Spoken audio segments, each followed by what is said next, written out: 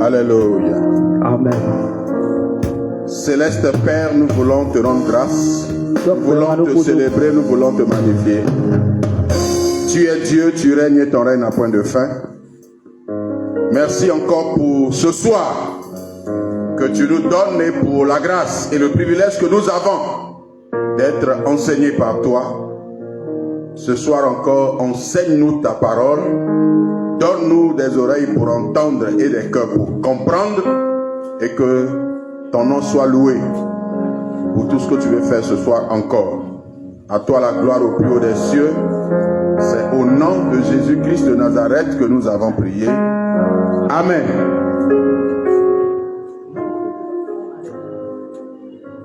Amen.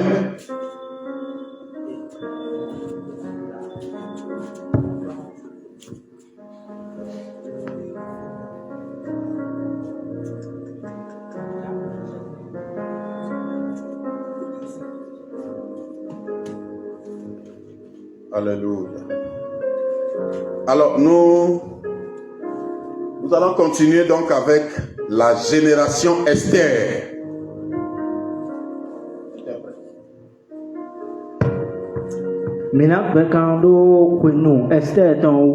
Alors nous avons mardi dernier, asseyez-vous avant que... Nous avons vu premièrement le contexte du livre d'Esther. Nous avons vu les différents personnages du livre et leur typologie, leur type, leur figure dans le Nouveau Testament. Et nous avions parlé donc des caractéristiques de la génération Esther. Nous avions dit que c'est une génération qui a été adoptée. Le dimanche, nous avons continué, nous avons vu que c'est une génération qui a trouvé grâce. La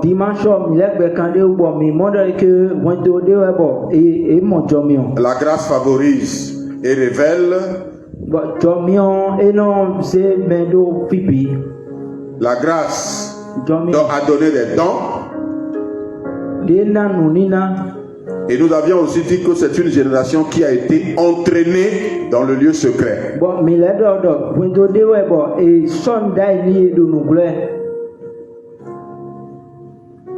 Et ce soir, nous voulons voir trois autres caractéristiques de la génération Esther. Donc,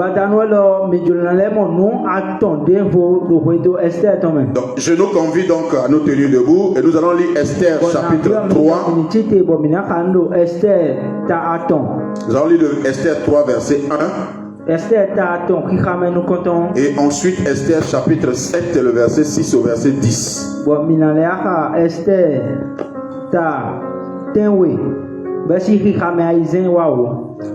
Après ces choses, le roi Assuérus fit monter au pouvoir Aman,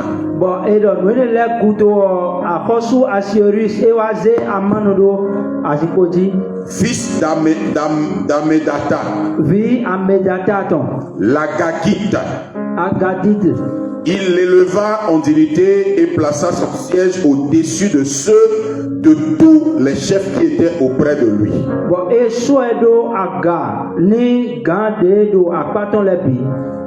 Esther 7, versets 6 à 10. Esther répondit: l'oppresseur, l'ennemi, c'est Aman, ce méchant-là.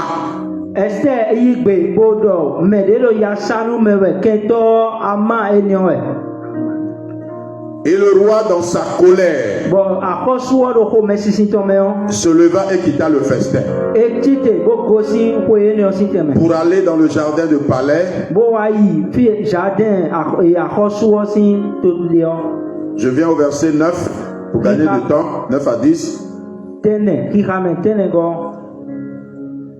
Et Aman et Herbona, l'un des eunuques, dit en présence du roi: voici le bois préparé par Aman pour Mardoché, qui a parlé pour le bien du roi, est dressé dans la maison d'Aman à une hauteur de 50 coudées. Verset 10. Et il l'ont pendit Aman au bois qu'il avait préparé pour Mardoché, et la colère du roi s'apaisa. Amen. Amen. Amen.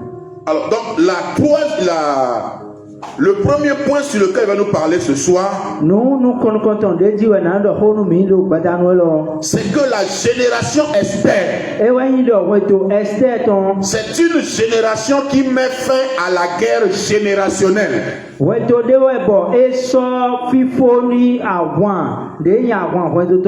y a des familles qui ont des guerres. Et ces guerres-là se transmettent de génération en génération.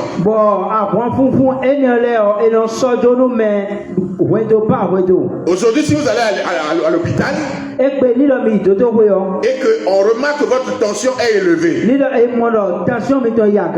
première question qu'on va vous poser, est-ce que votre papa ou votre maman est hypertendu? On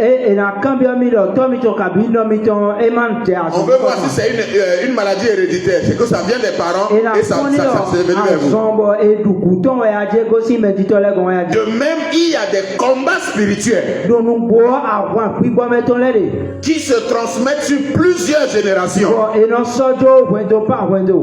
Bien aimé dans le Seigneur, la génération Esther, c'est la génération qui met fin à ces guerres qui sont transmises de génération en génération.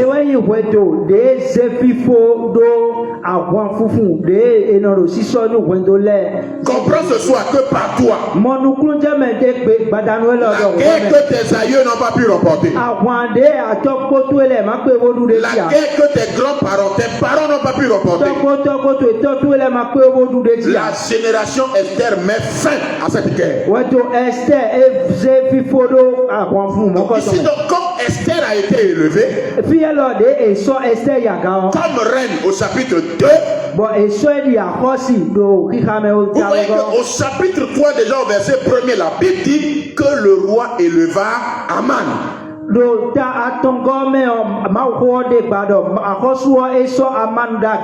lui a donné un siège au-dessus de tous ceux qui étaient autour du roi.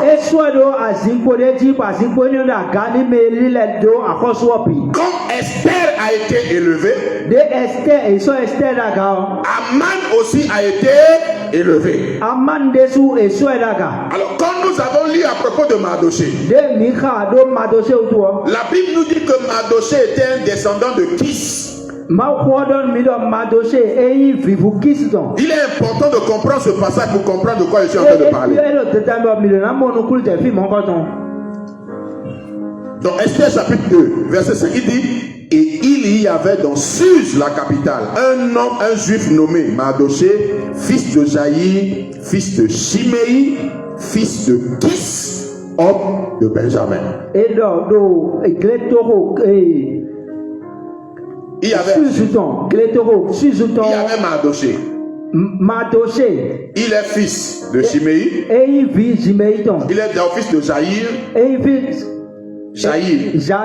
Fils de Shimei et fils de Kis. Et la Bible précise que le Kis dont on parle, c'est un homme de Benjamin. Mardoché était un descendant de la tribu de Benjamin.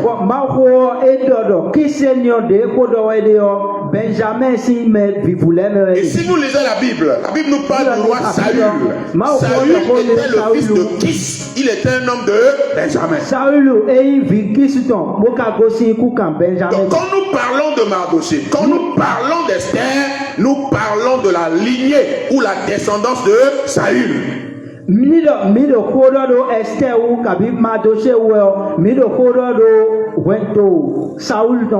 ils étaient parentés avec Saül. C'est la famille de Saül qui a continué, qui a donné Mardoché. Dans 1 Samuel 15, Dieu a envoyé le roi Saül pour la guerre contre les Amalécites. Et Dieu lui a dit de détruire tous les hommes, de les dévouer par interdit, hommes, animaux. Et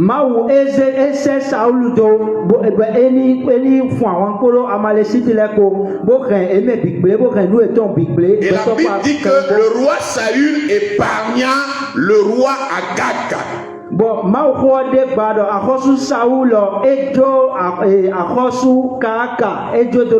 Le roi d'Amalek s'appelait Agag. Au lieu que Saül ne le tue, il ne l'a pas tué. Il lui a préservé la vie. C'est ce qui a causé la chute de Saül. C'est là que Dieu a arrêté Saül. Alors nous avons d'un côté Mardoché qui était descendant de Kis. Il était homme de Benjamin. Et la Bible nous parle de Aman comme étant un Agagite. Il était descendant du roi Agag. Donc,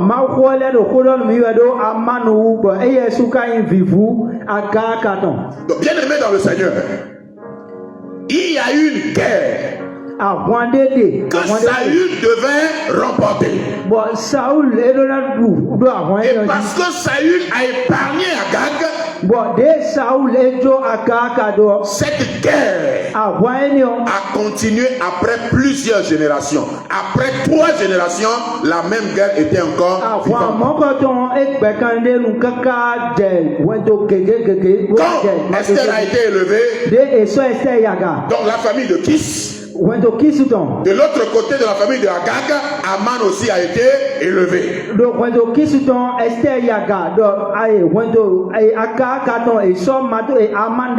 il y a eu donc combat entre Aman et Esther parce qu'il faut qu'une seule personne puisse régner à côté du roi. Il ne peut pas avoir 2 personnes. Amen.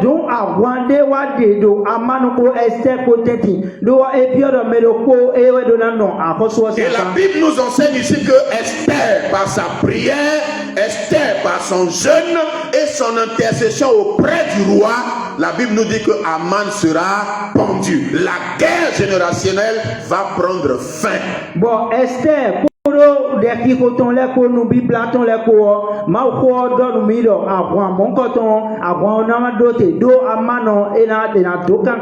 J'annonce à quelqu'un ce soir, si tu as confiance en Dieu, si tu sais que tu es la génération qui a trouvé grâce, la guerre générationnelle qui se transmet de génération en génération, par quoi cette guerre prendra fin au nom de Jésus. Esther a mis fin à cette guerre. La guerre qu'elle a héritée de ses parents, elle ne l'a pas transmise à ses enfants. Mais elle a mis fin à cette guerre. Et tel que je parle ce soir, toi qui es au son de ma voix, je déclare que toute guerre générationnelle, la guerre de tes parents, de tes grands-parents, de tes aïeux, et cette guerre qui t'a poursuivi, je déclare que par toi cette guerre est finie au nom de Jésus. Dieu te donne la délivrance et il met un terme, il met fin à cette guerre générationnelle au nom de Jésus. Alléluia. Donc la guerre que Saül n'a pas pu remporter, Esther l'a remportée. La guerre que Saül n'a pas pu remporter, Mardoché l'a remporté. Bien aimé, c'est ça la génération Esther. La génération Esther, en remportant cette guerre, elle donne de l'espérance à toute la descendance de Saül, à toute la descendance de Kis. Il y a des gens dans nos familles qui ont perdu toute espérance. Il y a des familles qui sont dans les ténèbres, qui sont dans les liens.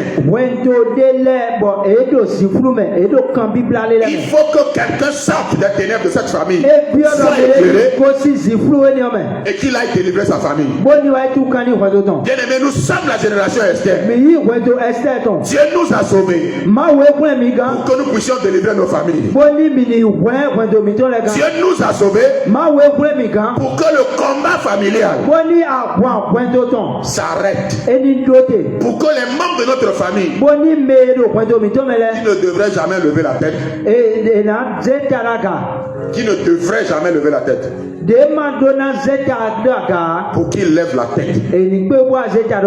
Alléluia. Amen. Il y a un homme que la Bible appelle Gédéon. Il était de la tribu de de Manassé. Manassé veut dire oublié. Il était de la tribu des oubliés. Sa famille était la plus pauvre de Manassé. Et lui était le plus petit de la maison de son père. Gédéon était le plus petit de la maison, de la famille, donc de la tribu, de la famille des oubliés. Je le dis autrement, il était le plus petit de la famille la plus pauvre de la tribu des oubliés.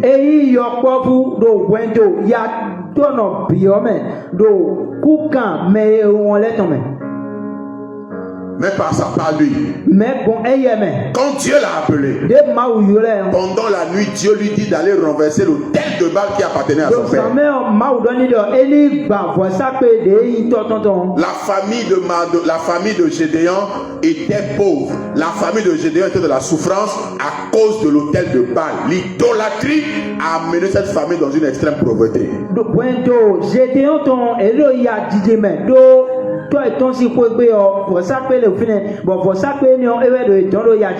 Et Dieu lui dit d'aller renverser l'autel de Baal qui appartient à son père.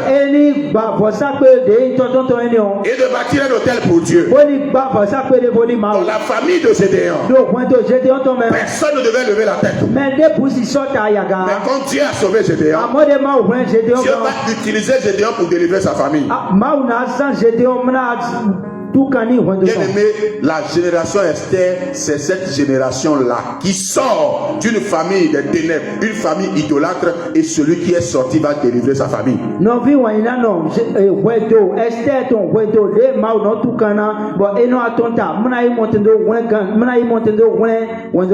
Bien aimé, Dieu ne t'a pas sauvé pour tes bons yeux seulement. Dieu ne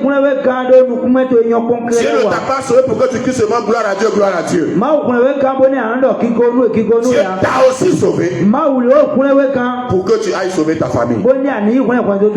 C'est ce que Esther a fait. Il a délivré sa famille. Elle a délivré tous les juifs parce qu'il y avait un accord de tous les tuer. Le salaire du péché, c'est la mort. Mais le don gratuit de Dieu, c'est la vie éternelle. Si nous avons reçu la vie éternelle, nous devons aller sauver les membres de notre famille qui n'ont pas encore reçu la vie éternelle. C'est ça la génération Esther.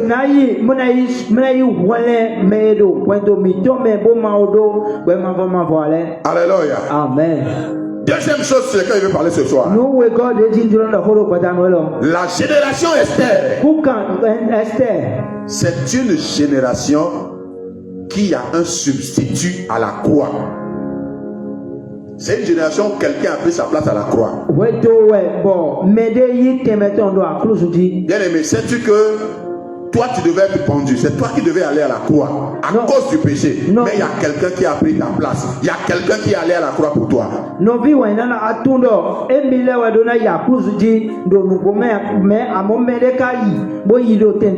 ne me comprend pas encore. Alors, la Bible nous dit ici, comme nous avons lu Esther 3, la Bible dit au verset Esther 7, au verset 9, Arbona, l'un des eunuques, il dit quoi? En présence du roi, voici le bois préparé par Aman pour Mardoché, qui a parlé pour le bien du roi, et dressé dans la maison d'Aman à une hauteur de 50 coudées. Aman avait fait une croix de 25 mètres de hauteur.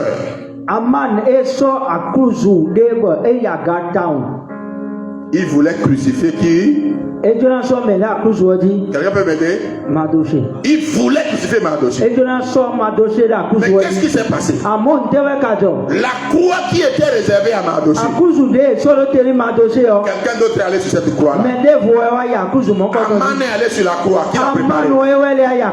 Bien aimé dans le Seigneur, la génération Esther est une génération qui a un substitut. de quelqu'un qui a pris sa place. C'est pourquoi je dis que aucun sorcier ne peut tuer un enfant de Dieu né de nouveau. Bien-aimé, écoute-moi ce soir. Ésaïe 49, verset 26. Tu dois connaître tes droits, ce que tu es en Christ. Ésaïe chapitre 49, le verset 26. La Bible dit ceci. Je ferai manger à tes oppresseurs leur propre chair.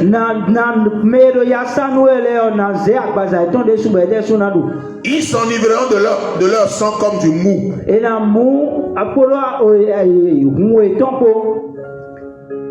Et toute chair saura que je suis l'Éternel, ton sauveur, ton rédempteur.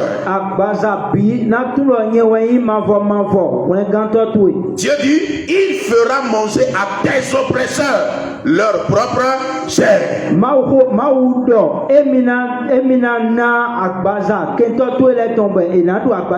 Celui qui veut te tuer, celui qui veut manger ta chair, je parle de la sorcellerie. Dieu dit, ils mangeront leur propre chair. Ce qu'ils ont préparé pour toi, ça leur reviendra à eux-mêmes. Celui qui veut boire ton sang, qui a fait un programme pour tuer ton sang, Dieu dit qu'ils s'en enivrent. Ils boiront leur propre sang. Et ils seront ivres à cause de ce sang-là. Bien aimé, il y a quelqu'un qui a pris notre place. Et parce qu'il a pris notre place, la condamnation n'est plus pour nous. Parce qu'il a pris notre place, l'échec n'est plus pour nous. Parce qu'il a pris notre place, ceux qui voulaient nous crucifier, ils vont se crucifier eux-mêmes. La génération Esther est une génération qui a un substitut. Et nous avons besoin de quelqu'un qui puisse prendre notre place. On nous accusait. Mais Jésus a pris cette accusation sur lui. Nous étions condamnés à cause du péché. Jésus a pris cette place. Il a été ce substitut. Celui qui a pris notre place pour que toi et moi nous soyons libres. Et l'œuvre de la croix fait de nous ce que Paul dit. Dans toutes ces choses, nous sommes plus que vainqueurs. Par celui qui nous a aimés. Aman est un type du diable. Aman avait fait beaucoup de plans, beaucoup de complots afin de détruire Esther. Il avait fait beaucoup de plans pour détruire les Juifs. Le peuple de Dieu. Mais gloire soit rendue à Dieu. Parce que quelqu'un a pris la place du peuple de Dieu. Gloire soit rendue à Dieu. Parce que quelqu'un est allé à la croix. Il a porté nos souffrances. Et la Bible dit que par ses meurtrissures nous avons été guéris. Si tu es malade, peu importe la maladie, peu importe le nom qu'on a donné à la maladie, je t'annonce ce soir qu'il y a quelqu'un qui est allé à la croix. Et par ses meurtrissures à la croix, tu es guéri. Si tu reçois cela au nom de Jésus. J'ai vu des cancéreux être guéris. Amen. J'ai vu des cancéreux être guéris. J'ai vu des sidérés être guéris. Guéris par la prière. Bien-aimé, quelqu'un a pris notre place. Et aucune maladie ne peut nous condamner. Aucune maladie ne peut nous tuer. Chrétien, reconnais ta position et ton autorité. Beaucoup de chrétiens croupissent sur le coup de la maladie. Parce qu'ils ne comprennent pas leur autorité. Quelqu'un a pris notre place. Tout plan Tout programme maléfique contre nous est nul et sans effet au nom de Jésus. Le complot d'Aman a été nul et sans effet. Le complot d'Aman a permis à ce que ma dossier soit élevé. Là où l'ennemi a fait des projets, là où l'ennemi a un plan contre ta vie, je déclare que ce plan servira à ton élévation au nom de Jésus. Quand Shadrach, Meshach et Abednego étaient dans la fournaise ardente, la Bible dit que le feu ne les a pas brûlés. Ceux qui les ont envoyés dans le feu, ils sont allés dans leur propre feu. Ce qu'ils ont préparé pour Shadrach, Meshach et Abednego, quand on les a sortis, la Bible dit le roi les a fait prospérer. Amen. Alléluia. Amen. Daniel, dans la fosse au lion, c'était un projet maléfique, un projet des méchants pour le détruire. Ceux qui ont envoyé Daniel dans la fosse au lion, quand Daniel est sorti vivant de la fosse au lion, c'est ceux qui ont fait le complot qui ont été envoyés dans la fosse au lion. Les lions les ont mangés proprement. Le mal qu'ils ont pensé à Daniel, le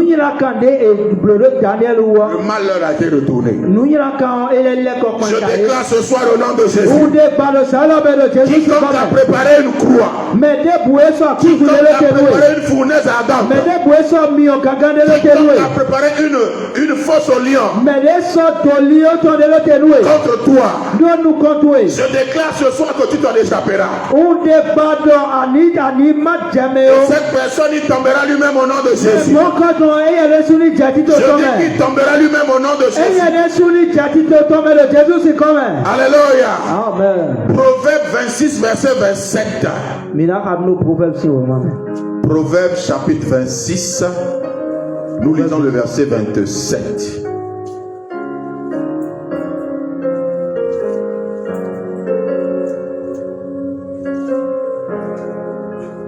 Proverbe 26 verset 27. La Bible dit: celui qui creuse une fosse, il tombe, et la pierre revient sur celui qui la roule.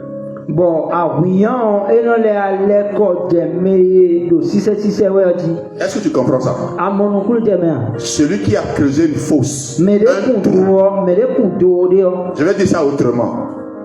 Celui qui a creusé une tombe pour que tu y tombes, la Bible dit qu'il y tombera lui-même. Il y a quelques années, on m'avait amené une femme. La dame venait d'accoucher. Quand vous la voyez, elle était chétive avec un gros ventre, on dirait une maladie. Et elle dit, quand elle dort la nuit, elle fait des rêves où elle est au bord d'une tombe et les gens veulent la pousser dedans. Et elle était soucieuse. J'ai prié pour la dame. Elle est revenue 2 jours après. J'ai prié pour elle quand même mardi. Et elle est revenue le vendredi qui a suivi. Elle était toute contente et joyeuse. Quand j'ai prié pour elle, qu'elle a commencé à bien dormir. Et qu'il y a des gens qui se sont levés contre lui en plein jour. Elle a compris que c'est ceux qui la combattaient la nuit. Puisque la prière a eu son effet, les gens se sont opposés à elle en plein jour.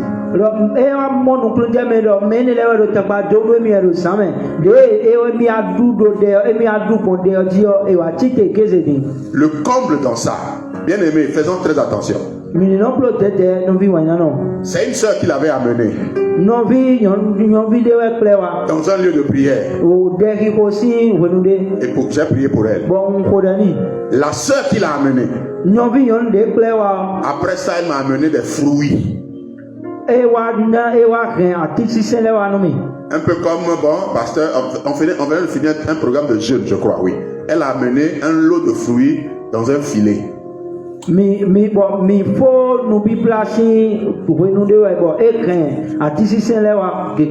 quand j'ai pris les fruits, l'esprit m'a dit, dépose les fruits sur la table. J'ai déposé les fruits sur la table et j'ai oublié. Le lendemain matin, tous les fruits étaient devenus noirs. Il y avait des pommes, il y avait des oranges. Tous sont noircis. Quelqu'un a compris ce qui s'est passé? Elle a empoisonné les fruits. Alors que j'ai prié pour sa tante et Dieu a fait le miracle. La tante qui était au bord de la tombe, Dieu a fait le miracle, mais sa nièce m'a amené les fruits empoisonnés.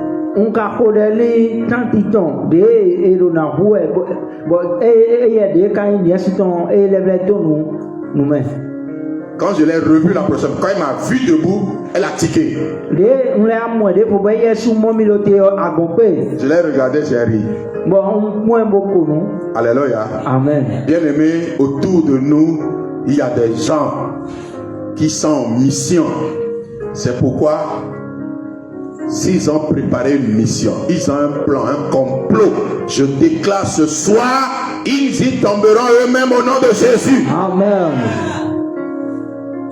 Celui qui creuse une fosse, il tombera lui-même. Celui qui roule la pierre, celui qui a roulé la pierre pour que la pierre puisse aller te frapper. Pourquoi que la pierre va lui revenir? Quiconque a roulé une pierre comme toi, je déclare ce soir que la pierre retourne à l'envoyer au nom de Jésus. Alléluia. Amen. Troisième chose, c'est avec ça que je vais finir.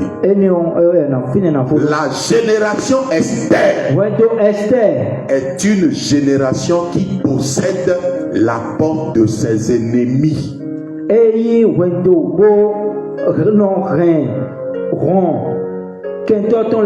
Amen. Amen. Cette parole de posséder la porte de ses ennemis est une promesse de Dieu à Abraham.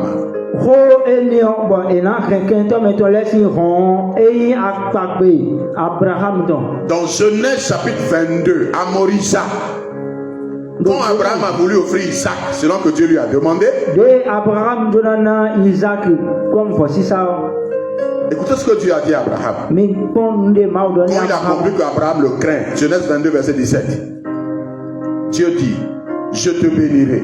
Et je multiplierai ta postérité comme les étoiles du ciel et comme le sable qui est sur le bord de la mer.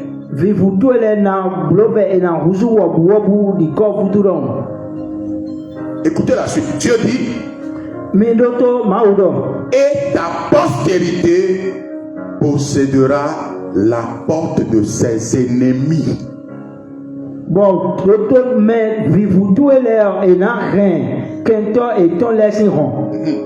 Donc, ce qui sort d'Abraham, le père des croyants, Abraham, ce qui sort de toi, ce qui est de ta porte, de ta lignée, ta descendance, possédera la porte de ses ennemis.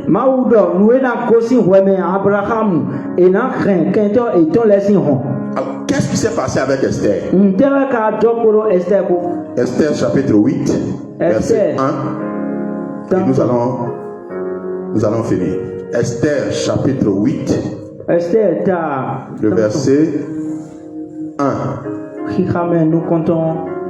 Quand Mardoché est mort, quand Aman est mort, qu'est-ce que Dieu va faire? Bien aimé, nous adorons un Dieu vivant. Je dis que nous adorons un Dieu vivant. La Bible dit en ce même jour, le jour où Aman est mort, en ce même jour, le roi Assuérus donna à la reine Esther la maison d'Aman, l'ennemi des Juifs. Et Mardochée parut devant le roi, car Esther avait fait connaître la parenté qui l'unissait à elle. Bon, Mardochée va voir à Joshua Sinukon. Do Esther wa donido mais miton sinewe. La Bible dit le jour où Aman est mort, le même jour, le roi donna à Esther la maison d'Aman.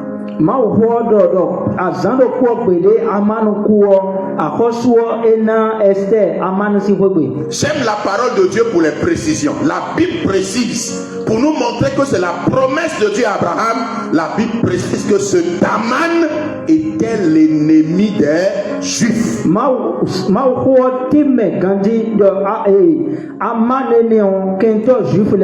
Qui sont les Juifs? Les Juifs sont les descendants d'Abraham. Donc la promesse que Dieu a faite à Abraham, elle s'est accomplie avec les Juifs. Elle s'est accomplie avec Esther. La génération Esther est une génération qui possède la porte de ses ennemis. Chrétiens, la porte, c'est là où toutes les décisions se prennent. La porte, c'est là où on décide qui va vivre, qui va mourir. À la porte, c'est là où on décide qui sera élevé et qui sera abaissé. Mais la Bible déclare que la génération Esther possède la porte de ses ennemis. Je déclare ce soir que Dieu t'accorde la grâce de posséder la porte de tes ennemis. Je le déclare au nom de Jésus. Je le déclare encore au nom de Jésus. Possède la porte de tes ennemis. Et ils ne pourront rien faire contre toi. Leurs plans, leurs projets seront nuls et sans effet. Bien-aimé, la génération Esther est une génération qui marque la différence. Esther a marqué la différence. Elle était étrangère. Elle était orpheline de père et de mère.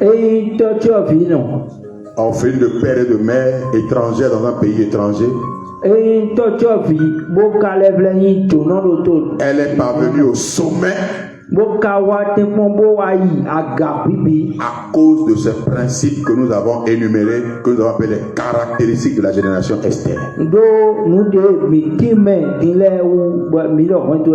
Dieu t'appelle ce soir à comprendre ces choses et à les appliquer à ta vie. Parce que Esther est un type ou un modèle de l'église. Esther, c'est celle qui a trouvé grâce. Et vous et moi, nous avons aussi trouvé grâce. C'est pourquoi mon livre, j'ai écrit un livre qui est sorti l'année dernière. Le titre du livre, c'est Partir de rien pour accomplir une grande vision.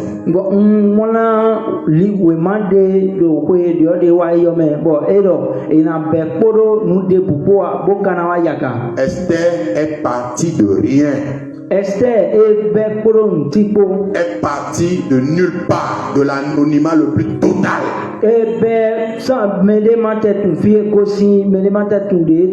Elle est rentrée dans l'histoire parce qu'il y a eu la grâce. Mais il n'y a pas seulement eu la grâce. Il y a eu la grâce, mais il y a eu aussi les actions d'Esther. et awalo Esther ton l'air dessus Il a kale fallu gona à un moment donné que Esther jeûne. et a bio fidèle bo Esther ni blano Elle était sous la grâce. Elle avait trouvé grâce. et do domion gle et mon domion Mais pour que la grâce soit active, pour que la grâce accomplisse pleinement son œuvre, à un moment donné, Esther a dû jeûner. Elle a dû prier. amoni domion eni wazo de na wa gandio Esther et bio de Esther le ablano Pour que la grâce marche, ni domion ni il wazo a fallu que Esther prenne des risques. et bio de Esther eni se risque de le Comme Esther est allée voir le roi, de Esther wa mo hoso selon la loi des pères et des mères, pour paraître devant le roi, il faut que le roi t'appelle. do sen to tonton meon toboni akosio enaimo akosuo e bio do akosuo ni to yola wewe Si tu vas paraître devant le roi, sans ni lo faire anai akosuo sinu kon boni ma yola weya la loi recommande qu'on te tue. seon bio do eni huwe Mais Esther, pour voir le roi, elle est allée se présenter sans rendez-vous. amo Esther enaimo akosuo eyi bo akosuo ka yo to eya La grâce a travaillé. jo mion wazo Et le roi l'a reçu. Bon, Et à cela Rosso, était il- la convie à un festin. bo akosuo e wa yule do pede si Bien aimé, la grâce travaille. La grâce agit encore aujourd'hui. jo mion e ko la zo wa ba e pe ni Mais la grâce n'agit pas avec des gens désœuvrés, des gens inactifs. La grâce agit avec les gens qui marchent par la foi. Amen. Posent les pas de foi. Jomio eno wazo kuro me manjolna dokan leko me manjol me mandinu ko amo jomio no wazo kuro me dinu leko Que Dieu bénisse sa parole mauni toni hoton et qu'il nous bénisse au nom de Jésus. boni tonu milo Jesus in commun. Amen. Amen. Amen. Amen. Acclame Jésus, acclame Jésus.